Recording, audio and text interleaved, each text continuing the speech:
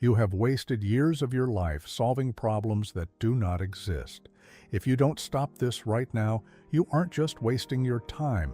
You are actively destroying your nervous system to stay prepared for a future you are effectively killing before it even starts. There is something deeply strange about the way we live today. We treat worry like a badge of honor, a kind of internal due diligence. We convince ourselves that if we just think about the problem long enough, if we simulate every possible catastrophe, we are somehow staying safe. We believe that by holding the weight of the what if, we are preventing the disaster. But let's be honest with ourselves at A Patient Mind. Worry doesn't prepare you for anything. It paralyzes you. It locks your nervous system into a state of high alert for threats that aren't even there, draining the mental energy you actually need to function. You lie in bed at night, staring at the ceiling, building elaborate disaster scenarios like it's your part-time job. You call it being prepared, but you aren't preparing for reality. You are preparing for a fiction. And here is the irony.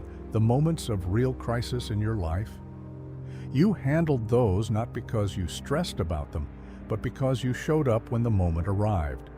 Presence, not worry, was the tool that actually worked.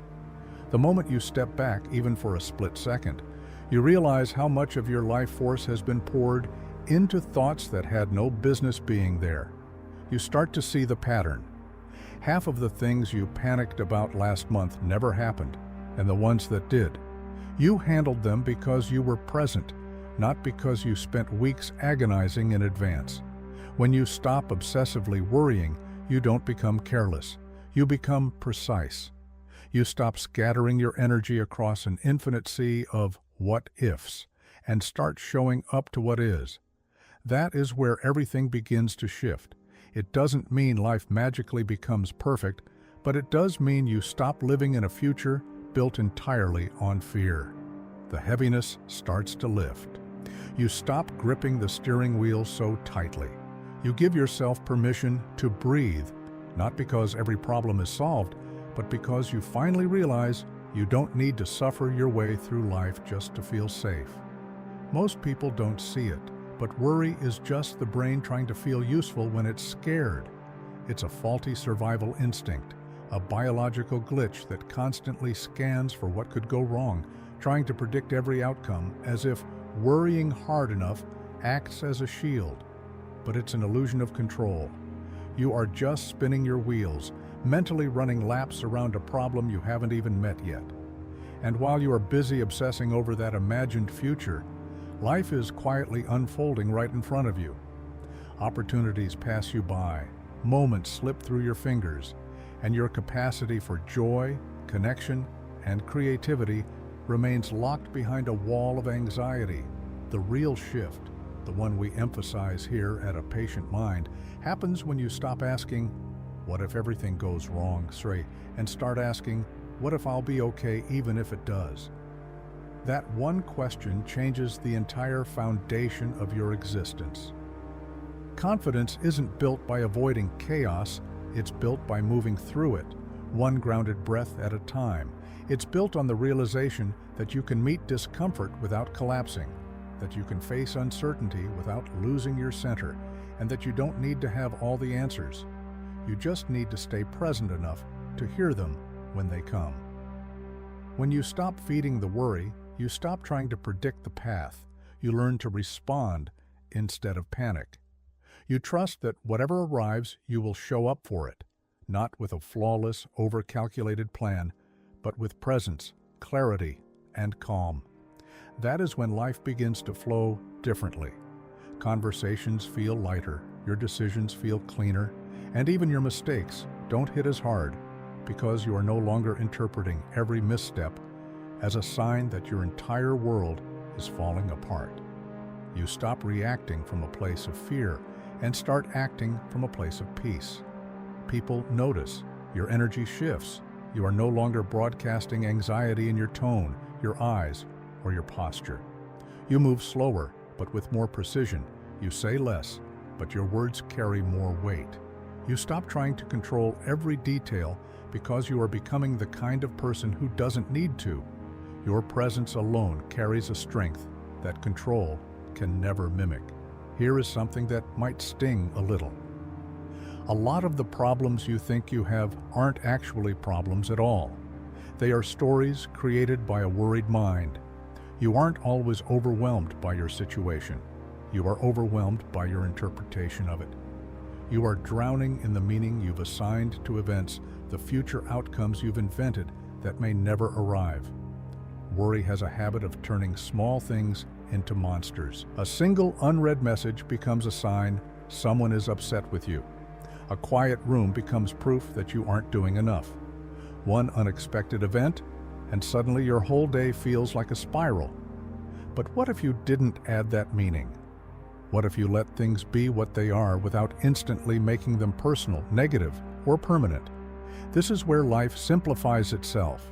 You don't gain more control, you just stop coloring everything with the dark ink of fear. One of the most freeing things you can do is stop narrating your life with worry. You don't need to forecast disaster. You don't need to overplan for every outcome. In fact, the most powerful people you will ever meet seem oddly calm in the face of chaos, not because they've mastered life, but because they've stopped letting their minds tell a horror story about every unknown. They know the truth. Worry is just the mind trying to write a script it was never meant to control. And ironically, when you stop obsessing over what might happen, you finally have the space to focus on what is happening. That is where growth lives. That is where real alignment begins. You start handling things as they arrive, not as you feared they would be. You make clear decisions because your mind isn't fogged by fear. You take better care of your body because you aren't drained by mental chaos.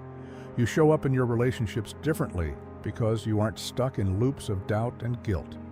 Worry feeds on imaginary futures, but peace, real, unshakable peace, lives in the now. Once you begin to feel that kind of peace, even in small doses, you'll realize something profound. Nothing outside of you actually changed. You changed, and the world began responding to that shift. There is a quiet superpower most people never realize they possess. The ability to let things remain unresolved, to not chase immediate closure, to not demand that every answer be lined up in a row before you move forward. Because the truth is, life isn't a perfectly scripted movie. It unfolds in layers, in moments, in pauses. Sometimes the wisest thing you can do is wait without worry. That is incredibly difficult when your mind has been trained to fill every silence with panic.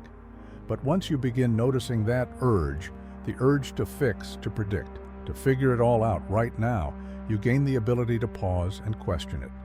Why am I rushing? What am I afraid will happen if I just stay here for a second longer? Who told me that peace only comes after everything is solved? Worry tries to convince you that peace is something you earn only after life cooperates. That is a trap. If you are always waiting for everything to be perfect before you allow yourself to breathe, you will be holding your breath for the rest of your life. Real peace, the kind that doesn't collapse under pressure, doesn't come from controlling your circumstances. It comes from unhooking your emotional state from them. It comes from choosing presence, even when things are uncertain. It comes from learning to sit with life when it's unfinished, unpolished, and unresolved, and still not letting it steal your center. And this is where everything begins to turn. Once worry loses its grip, you regain access to your energy, your creativity, and your true sense of direction. Life starts to feel smoother, not because you are suddenly lucky, but because you are finally moving with the flow of existence rather than fighting it. The situations around you might look the same, but you feel different inside them, more grounded, more clear, less desperate for answers, and more open to possibilities. That is when things start falling into place. Not because you forced them, but because you finally stopped pushing so hard and started trusting your own stillness. Most people never stop to question why their minds are always so busy. They assume it's normal, like the background hum of a machine that is always on. But here is the truth that rarely gets said. A noisy mind isn't a strong mind. It's a mind that has been trained to survive, not to live. We have normalized anxiety as ambition. We have confused restlessness with productivity. We have come to believe that if we aren't constantly thinking, something must be wrong. But overthinking doesn't mean you are evolving. It usually means your nervous system is stuck in overdrive, replaying old fears under new disguises. Here is the truth most people avoid. Worrying makes you feel like you are participating in life, but you are really just watching your life from the sidelines, micromanaging every outcome in your head while the actual moment slips away. You don't experience the beauty of a sunset because your mind is reviewing your to-do list. You don't hear what someone is really saying because your brain is already planning how to respond. You are in the room, but you are not really there. But the moment you start pulling back from that, not by force but by awareness, things shift. You start catching yourself mid-worry, and instead of spiraling, you breathe. You remind yourself, this is not happening now. This is just a story my mind is writing, and I can close the chapter whenever I choose. That is when you begin re-inhabiting your life. You are no longer a character trying to survive the plot. You are the author choosing how each line unfolds. You realize you can't worry your way into a peaceful future, but you can choose peace right now. Not as a final destination, but as a repeated, deliberate decision. The more you make that choice, the more you build that muscle, and the easier it becomes to return to yourself, no matter how loud the world gets. One of the most overlooked truths about worrying is that it is addictive, not in the way that makes you feel good, but in the way it provides a strange sense of control. It keeps your mind busy, gives you something to fixate on, as if the act of worrying itself is productive. But the reality is that it is just distraction, dressed as responsibility, and that distraction comes with a cost. It pulls you away from joy, not in big dramatic ways, but in tiny, quiet ones. You laugh, but your mind is still halfway stuck in a scenario that hasn't happened. You try to enjoy your day, but there is that lingering hum in the background, whispering what if about things you can't even control. Without realizing it, you have built your whole inner world around preparing for storms that may never come. But here is the shift. When you catch yourself in that spiral, and instead of feeding it, you pause, you start retraining your nervous system. You start showing your body what safety feels like without needing everything to be perfect. You begin realizing that safety isn't something you will find someday when everything is figured out. It is something you create when you stop treating uncertainty like a threat. You don't need to have all the answers, you just need to stop mistaking your thoughts for facts. Just because a fear shows up doesn't mean it's true. Just because a possibility exists doesn't mean it deserves your peace. This doesn't mean you stop caring, it means you start caring wisely. You protect your energy like it is sacred, because it is. You treat your focus like a limited resource, because it is. You stop giving the loudest, most frantic voice in your head all the attention, and instead you start listening for the quiet one, the one that says, "It's okay not to know yet. You are safe here, right now." When you live from that space, something powerful happens. Your intuition gets louder. You begin sensing what's right for you without needing to overthink every detail. You make moves without needing everyone's approval. You let go of timelines and start trusting timing. The world around you won't always slow down, but you will. And in that stillness, you find strength, the kind that doesn't need to be loud to be unshakable. You know what is rare these days? A mind that is quiet, not because everything is perfect, but because it is no longer at war with itself. That kind of peace doesn't come from controlling life. It comes from learning to stop adding weight where it doesn't belong. Because most of what is making your days feel heavy isn't yours to carry. It's the stories, the assumptions, the rehearsed disasters, the made-up conversations, and the invisible standards you never agreed to but still feel pressured to meet. And all of that, it can go. You don't have to solve every problem before you can exhale. You don't have to anticipate every outcome before you allow yourself to rest.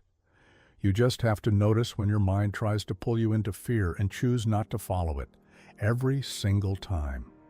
This isn't about becoming passive. It's about learning when to stop gripping so tightly. It's about walking through life open, not armored, present, not panicked. Because life responds differently when your energy shifts. People feel it, you feel it. And it's not some grand mystical thing, it's just that you are finally showing up as you. Not a future version, not an overcalculated version, just the version of you that trusts that whatever happens next, you will meet it when it arrives, and not a second sooner. And maybe, just maybe, everything starts going well. Not because life suddenly became easy, but because you finally stopped making it harder than it needed to be. If this message hit at the right moment, keep your own energy aligned with what actually serves you. You aren't here to worry your way through life. You're here to live it. Let's keep doing that together.